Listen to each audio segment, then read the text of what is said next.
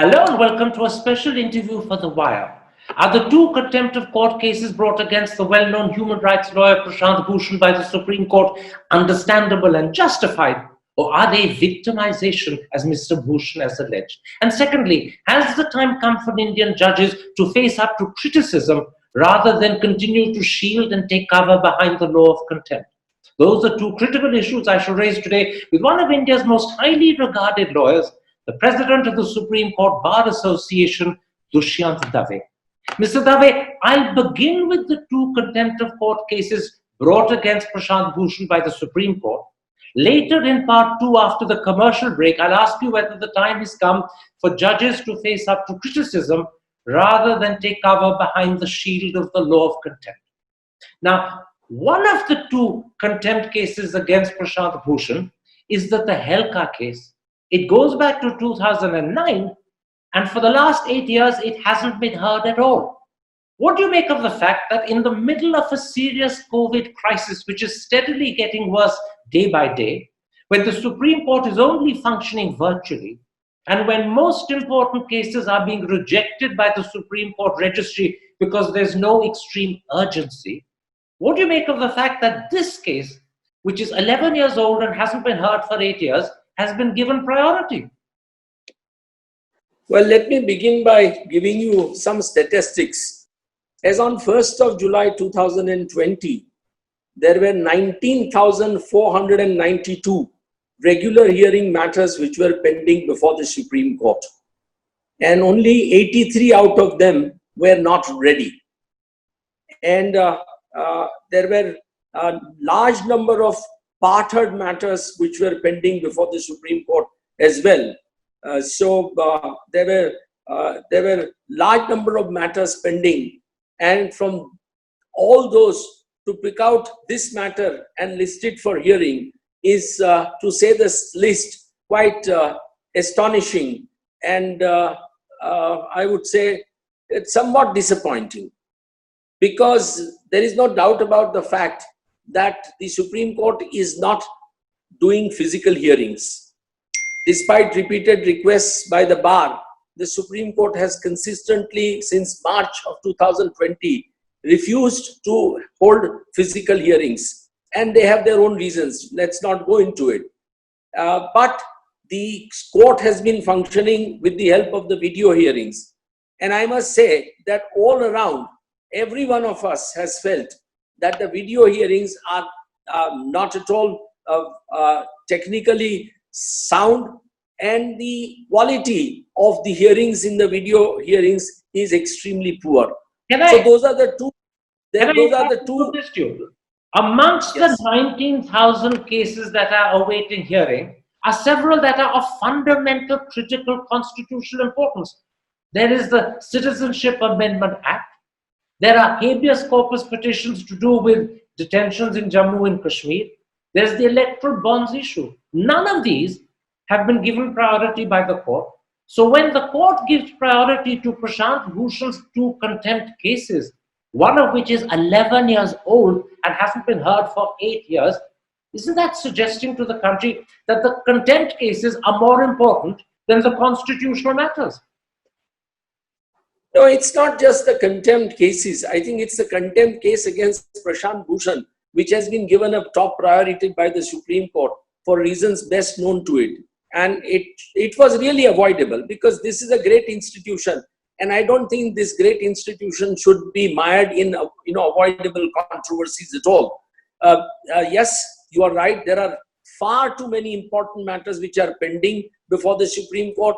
In fact, there are, besides the matters that you mentioned, there are hundreds and hundreds of bail petitions which are pending, where people are entitled for immediate bail. There are many petitions which are pending, where citizens are seeking pension or their back wages from their employers, or they are seeking eviction of their tenants. All kinds of cases are pending in the Supreme Court, and therefore to pick out this case is completely out of the normal, and it does not really reflect well on the institution of the court. Can I put something else to you? When the Supreme Court picks out this case, and none of the constitutional matters or the habeas corpus matters, Isn't the message the following? That the Supreme Court considers criticism of itself, criticism of the way its judges behave, more important than issues to do with the Constitution of India or matters to do with the rights and liberties of citizens of India. The priority that the Supreme Court is showing is not just inexplicable, for some it might even be disturbing. Well, I wouldn't put it in that sense, but I would definitely say one thing. Contempt is important. It's not that it is not important. But this contempt, which is pending for almost over a decade, is not something which could have been taken up during the COVID crisis when the court is not sitting in regular hearings. More so, because one of the orders in that matter, as early as 2009 or something, was that the issue whether the points raised by Mr. Prashant Bhushan should be referred to the Constitution bench or not, that has been left open for a long, long time. And that issue has still not been decided in that matter. So, I mean, there is no, I mean, whichever way you look at it, I mean, even, for example, the listing of the matters is to be done as per the Supreme Court rules. And only the Chief Justice has power to list the matters, assign it to the bench and constitute benches. So I think the whole exercise raises very serious question marks as to why this has been done, because this matter was never notified earlier in COVID period, in fact for a long, long time. And without notifying the matter on the board or in the list, suddenly to put it up, on one fine morning was definitely against the Supreme Court rules themselves.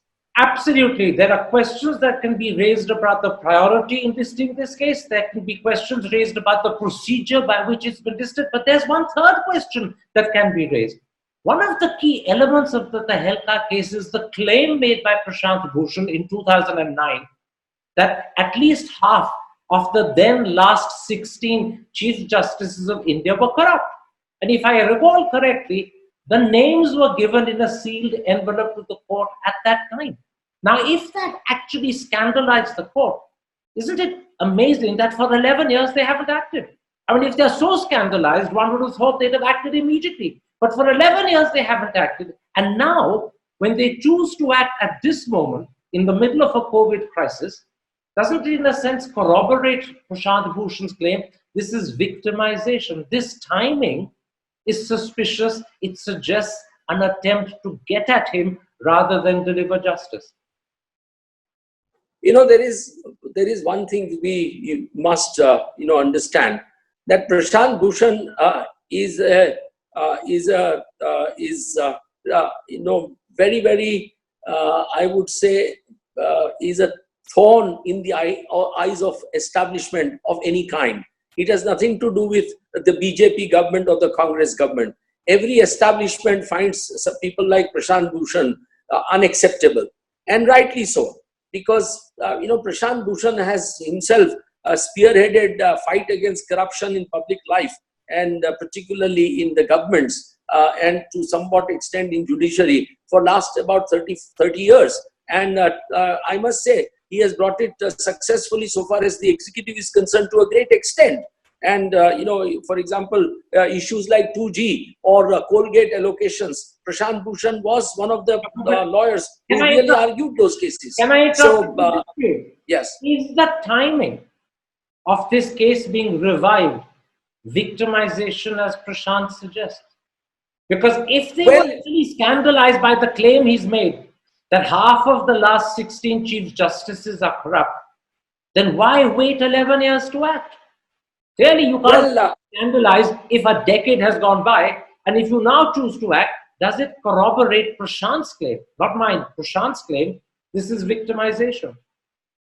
Well, I would definitely say that it doesn't augur well for Prashant, who has an absolute right under Article 21 that his life and liberty cannot be taken away except by the authority established by law. And I think in violation of the Supreme Court rules and propriety, and also precedents and practice of the Supreme Court in fixing up this matter, certainly Prashant's rights are very seriously affected. And to that extent, Prashant is right that he is being singled out and therefore being victimized. So to that extent, And what is really difficult to understand is this, that Justice Arun Mishra is a very responsible and experienced judge of the Supreme Court.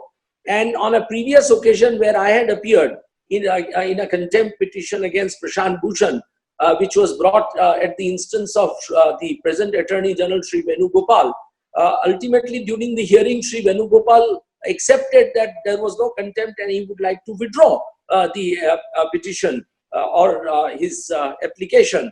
And despite that, the Honorable Judge was not willing to allow him to withdraw, which was very surprising. Everybody, including Sri Venugopal, were surprised at that time. That matter is still pending. So I would definitely say... I'll come to Justice Mishra in a moment's time. I want to spend a fair amount of time talking about Justice Mishra because I have with me Prashant Bhushan's letter of July the 25th addressed to the Chief Justice, where he makes 3 specific points about Justice Mishra. But before I come to Justice Mishra, let me raise with you the second contempt case. The Tehelka one is the first contempt case. The second contempt case is, in a sense, a mystifying case. It arises out of a tweet that Prashant Bhushan made commenting on a photograph of the Chief Justice astride a Harley Davidson. Let me describe that photograph for the benefit of people who haven't seen it. First of all, the Chief Justice did not have a mask on, and the date was the end of June. Secondly, a couple of people around the Chief Justice also don't have masks on. Third, there is a person just a foot away from the Chief Justice, not the required 2-meter distance. And Prashant's comment in his tweet was a very simple question. He said, at a time when the court is in lockdown, when it's functioning virtually because of fear of COVID, how is it that the same COVID precautions are not being observed by the Chief Justice personally? And he therefore was hinting, mind you, that there was a certain hypocrisy in the Chief Justice's attitude. Now, I put it to you, that's a factual comment. How can it amount to contempt? It definitely does not amount to contempt because, scandalizing a judge as a judge is different from scandalizing a judge as an individual. And Prashant's comments are, if at all, addressed individually to Chief Justice Bobde. However distasteful they may appear to be to some people, the comments has to be taken into, into a lighter vein, because ultimately Prashant is making a point, and which is a valid point, that if the court is being closed for almost 3 months on account of COVID-19, where thousands and thousands of litigants are deprived of access to justice, and on account of judges feeling that COVID might affect them and their staff and the lawyers, then why should he not be, why should the Honorable Chief Justice be not concerned about his own safety and ride on a motorcycle? So to that extent, the comment was really not contemptuous by any count. It does not lower the authority of the court. It may be libelous, and therefore the Chief Justice can personally take any initiative against it, but certainly not the institution of the Supreme Court.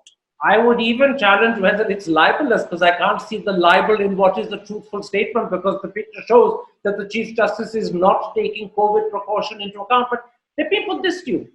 If it is deemed that this tweet about the Chief Justice is contempt, then surely it also follows that the people of India don't have a right to point out that judges have double standards. One standard for their personal behavior, another for the functioning of the court. No, that's, judges, unfortunately, are completely, today's judges are completely oblivious on the law. One of the most important aspects of, India is the Constitution provides us with fundamental rights, and freedom of speech and expression is a very sacred right. And that right cannot be taken away in this fashion by, waiving contempt proceedings against a citizen, in this fashion. In fact, if you permit, I will read out the words of Chief Justice Gajendra Gadkar, which were spoken as early as 1965, where he said, "We ought never to forget that the power to punish for contempt, large as it is, must always be exercised cautiously, wisely, and with circumspection. Frequent or indiscriminate use of this power in anger or irritation would not help to sustain the dignity or status of the court, but may sometimes affect it adversely. Wise judges never forget that the best way to sustain the dignity and status of their office is to deserve respect from public at large by quality of their judgments, the fearlessness, the fairness, and the objectivity of their approach, and by restraint, dignity, and decorum which they observe in their judicial conduct.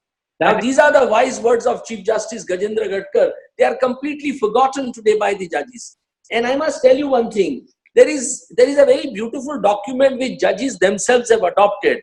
And this is called the Restatement of Values of Judicial Life, which was adopted on May 7, 1997. And three of the principles that judges have adopted to bind themselves as judges, I must read. Justice must not merely be done, but it must also be seen to be done. The behavior and conduct of members of the higher judiciary must reaffirm the people's faith in the impartiality of the judiciary. Accordingly, any act of a judge of the Supreme Court or High Court, whether in official or personal capacity, which erodes the credibility of this perception, has to be avoided. Second is, a judge should practice a degree of aloofness consistent with dignity of his office.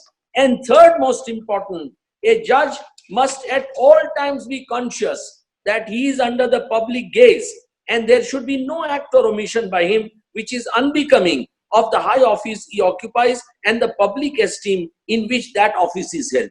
Now, all these three, in my respectful view, are really are attracted when Chief Justice Bobde decides to sit on that motorcycle. And he should have really been acting with circumspection. Nobody can say that judge should not have his personal passions. Of course, he must have his passions. And he must do everything that his passions dictate.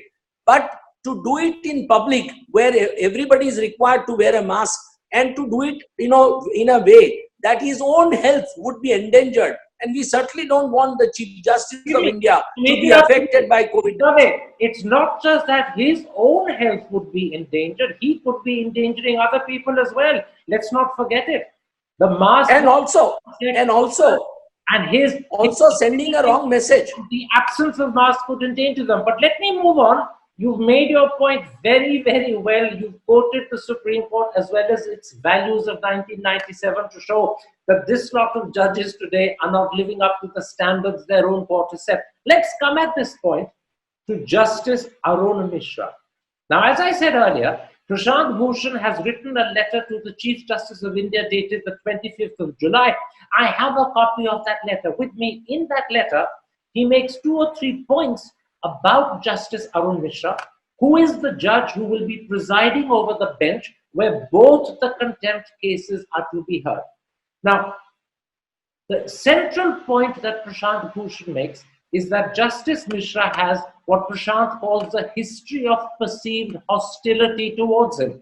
And he says that this has not only been witnessed many times, it's also been recorded by the media explicitly.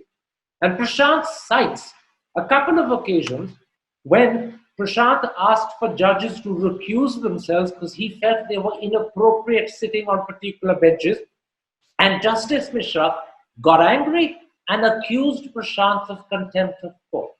As a result, Prashant says Justice Mishra has an animus against him.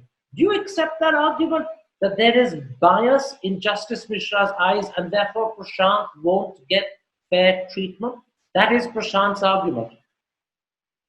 Well, the law on bias is very, very different than what Justice Arun Mishra believes it to be and what he has interpreted it to be in a recent decision. Law of bias says, and there is a very beautiful judgment of Justice Venkatachalaya as then it was in Ranjit Thakur's case, where he says that the perception of the person who is alleging bias is to be seen. It is not to be seen from the perception of the judge against whom the allegation of bias is made. Justice Mishra has turned that law upside down and he says, I believe that I am not biased and that's the end of the matter. Now that is really not the law. And I feel, Justice Mishra is a very experienced judge. He is a very good judge. He is very sound in law and he is very hardworking judge.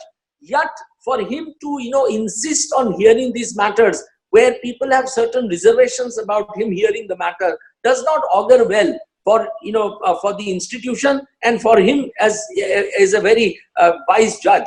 You're So, making, I mean, I would say if Prashant has genuine apprehensions as he has reflected in the letter that you are reflecting, I do hope and trust that Chief Justice would act on that and would perhaps, take some corrective measures. you're making a very important point. You're saying that if Prashant has genuine apprehensions that he will not be treated fairly by Justice Mishra, then it behoves Justice Mishra to step aside. Because as you pointed out, the law says that if the person who is appealing to the court for justice or is on trial believes that there is bias against him, that is sufficient for the judge to recuse himself.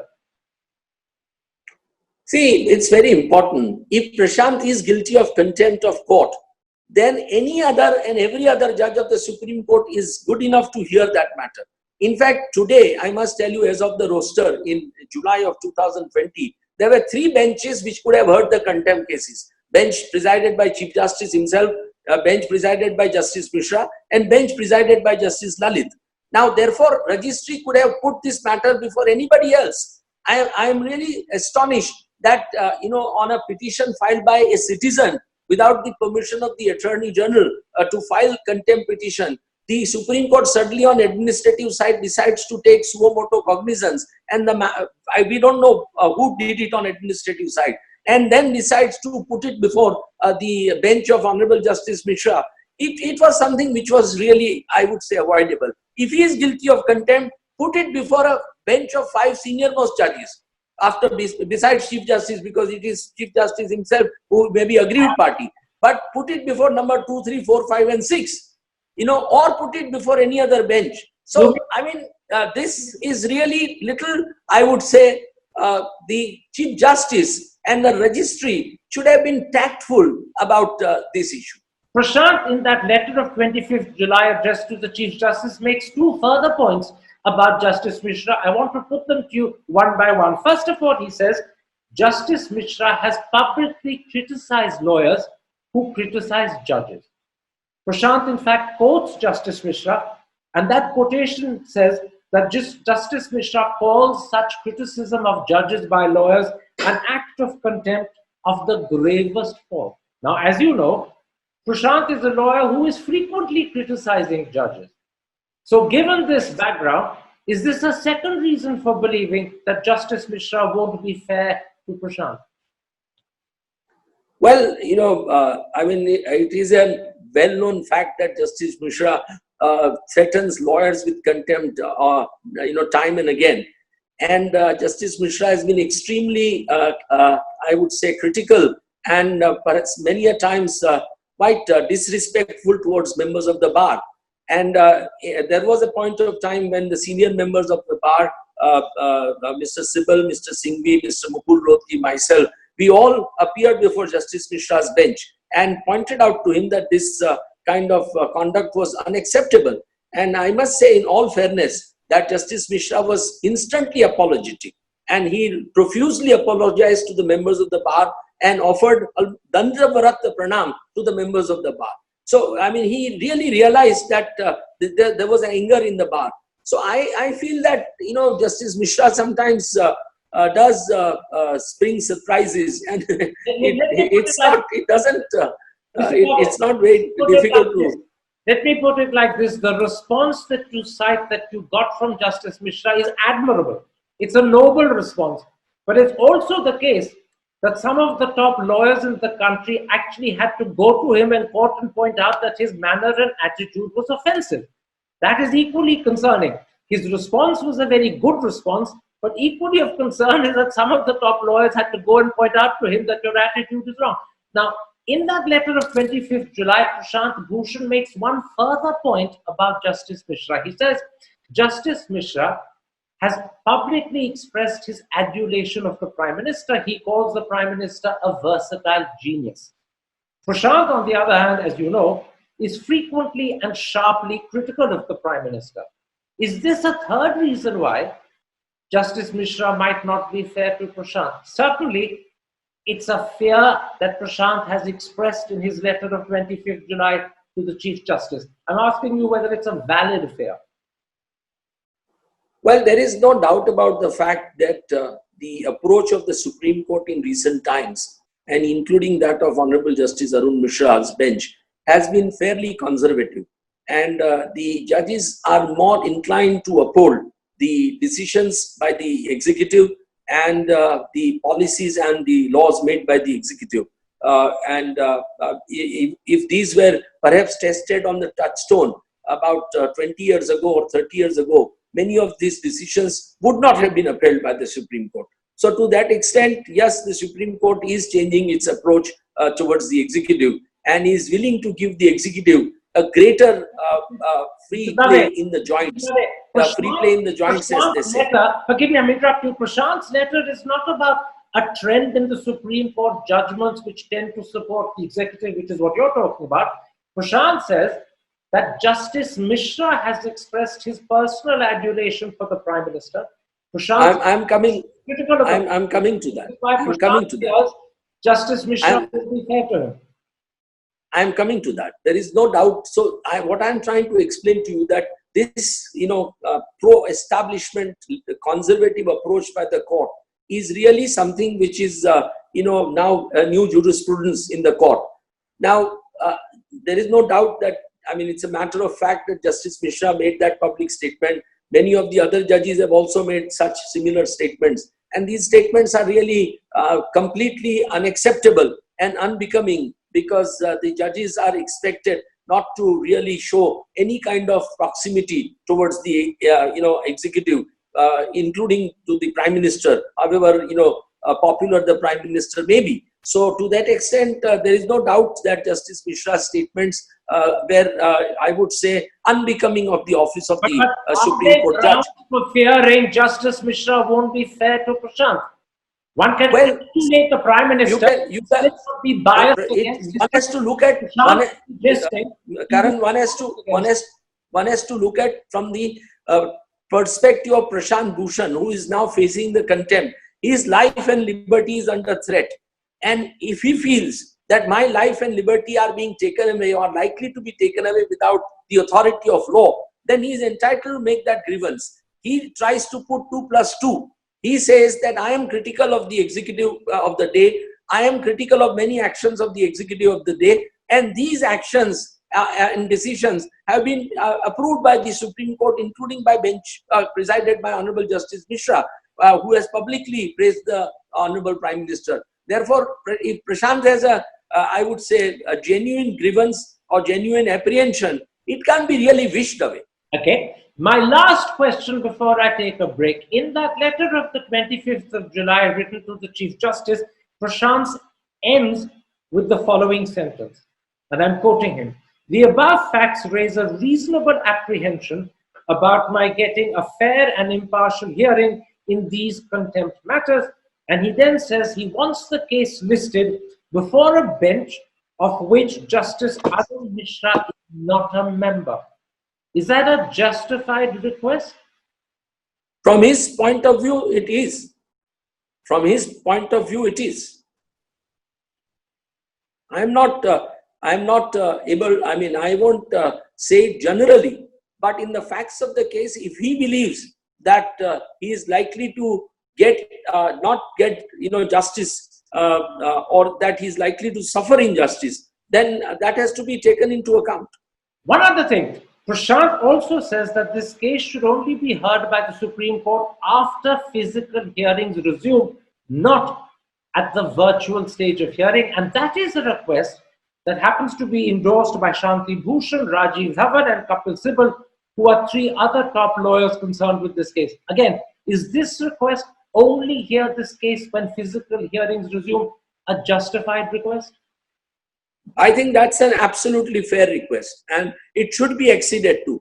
And that's why I began by saying that, these matters should not have been listed, because there is, today no categorization fixed by the Supreme Court itself as to which of the final hearing matters will be taken up and decided. Now, so it's very important for us to understand that Supreme Court is expected to function as per the rules and the orders which are issued in that directions, including fixing of matters for hearing, constitution of benches, and allocation of those matters. All this is to be done in advance by the Chief Justice as the master of the roads. Now, if Chief Justice has not issued such a diktat, then I think picking up one matter like this and hearing it when all other matters are not being heard or capable of being heard during COVID-19. In fact, judges have accepted. Only 3 days ago, I had a meeting with a 7-judge committee of the Honorable Judges of the Supreme Court presided by number 2 Judge Justice Ramna.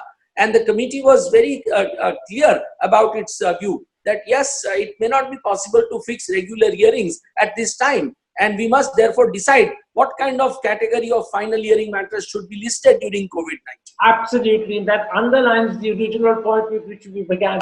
When normal hearings are not possible and you have to prioritize cases and carefully choose that we hear virtually, it's strange to the point of being inexplicable that an 11-year-old case that hasn't been heard for 8 years has been suddenly given priority and is to be heard now. But we've been through that discussion. Let me take a break at that point. When I come back and in the limited time available, I want to ask you, has the time come for Indian judges to face up to criticism rather than take cover behind the shield of the law of contempt? We'll be back in a moment's time to address that issue.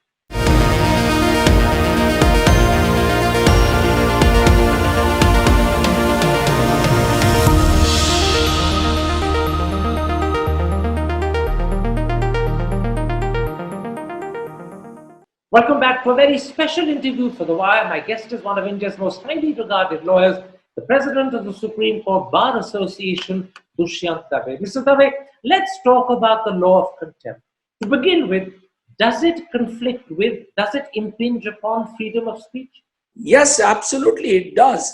Because, 19(1)(a) is a very, very a sacred right. And you see, let us remember one thing, that justice is not a cloistered virtue. She must be allowed to suffer scrutiny and respects even sometimes outspoken criticism and comments of ordinary man. That's the principle which has been accepted for centuries.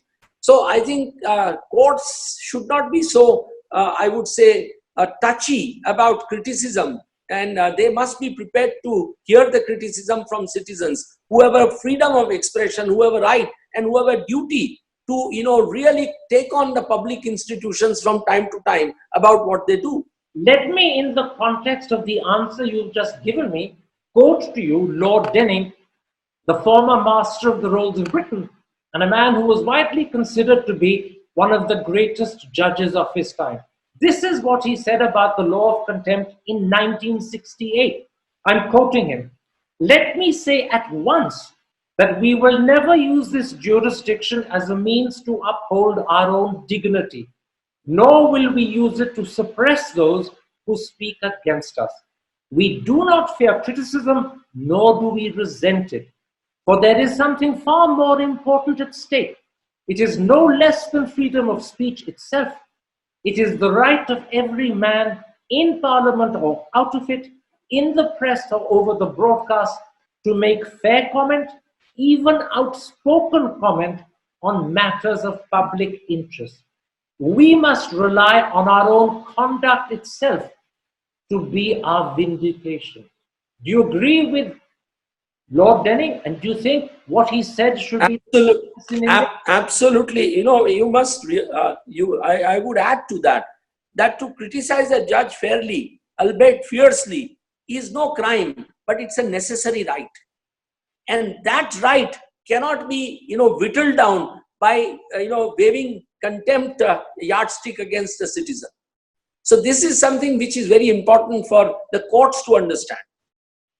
This is a very important answer. I'm just repeating it. To criticize fairly, though fiercely, is a necessary right. That's very important. And in that context, let me point something else out. As you know, the doctrine of contempt is part of British law. It goes back centuries. But in 2013, Britain abolished it. And the British Law Commission, which recommended abolition, said that the purpose of the law, and again I'm quoting, was not just preventing the public from getting the wrong idea of justice, but where there are shortcomings, it's equally important to prevent the public from getting the right idea. In other words, the British Law Commission said one intention behind the law of contempt was to cover up and hide corruption in the judiciary or miscarriage of justice. That's correct. And in fact, Justice Sabyasachi Mukherjee, in the famous judgment in Duda's case, where then Law Minister Mr. P. Shivshankar was facing contempt of the Supreme Court for having, made a scathing, remarks against the Supreme Court and the judiciary in general. This is what Justice Mukherjee said.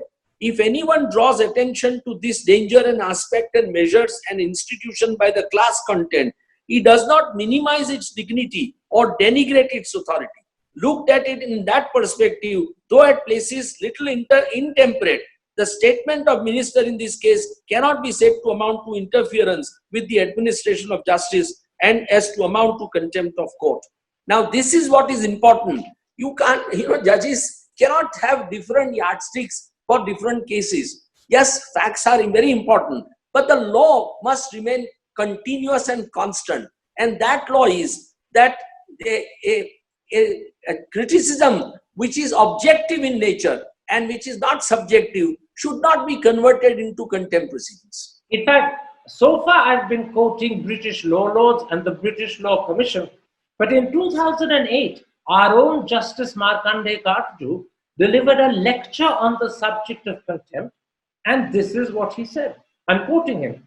If a person calls me a fool, whether inside court or outside court, I, for one, would not take action as it does not prevent me from functioning.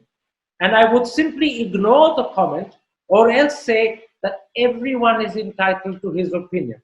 After all, words break no bones. Now, if Justice Kartaju in 2008, and I think, although I may be wrong, he was a member of the Supreme Court, sitting on a Supreme Court bench at the time when he gave this lecture, can take this attitude, why can't his fellow brother judges take the same attitude too? This is no longer a British viewpoint. This is an Indian viewpoint. Yeah, it's very important. Justice Sabyasachi Mukherjee, again in that Shivshankar's case, wishes away the comments which are said to be contemptuous of the minister as study of the attitude of the Supreme Court. So he says that people are entitled to study what is the approach of the Supreme Court, what is its attitude. Now, when it comes to corruption, for example, former Chief Justice Bharucha has admitted corruption in judiciary to a substantial extent. And there are many judges who have spoken about corruption in judiciary, but you have never come across a case where judges have really taken action against one of their own. Now, they are simply wishing it away and putting it, shoving it under the carpet. There is rumors all around. I am not for a moment associating myself with the petition that Prashant Bhushan has filed in 2019, of which is against Prashant Bhushan, and the statements that he has made on affidavit. I don't know the truth about that. But there is no doubt that judiciary is facing serious challenge from within.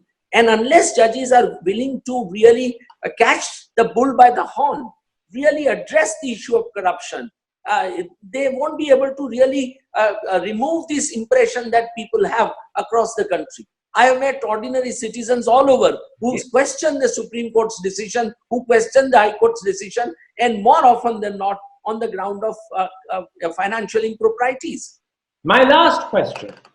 Should the law of contempt be abolished as Britain did in 2013, or should it be retained but only used in very specific minimal circumstances? Once again, I want to quote from that 2008 lecture by Justice Kartaju. This is what he says about how and when the law of contempt should be used. He says, the test to determine whether an act amounts to contempt of court or not is this: does it make the functioning of judges impossible or very difficult? If it does not, then it does not amount to contempt of court, even if it is harsh criticism.